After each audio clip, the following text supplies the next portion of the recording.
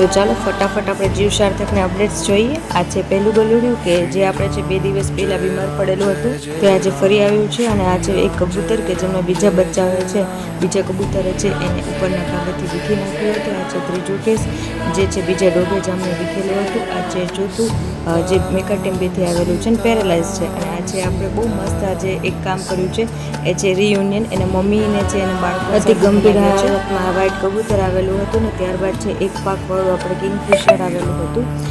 ત્યાર પછી છે આ જે 4 કેસ છે જળેશ્વરનો ખાડો છે ત્યાંથી આવેલા હતા. અને બધા છે એ એકદમ ડિહાઇડ્રેશનના કારણે બહુ અતિ ગંભીર થઈ ગયા છે, બે ઓફ પણ થઈ ગયા. અને આ છે સૌથી નાનું ડોગ છે કેસ આવેલો હતો.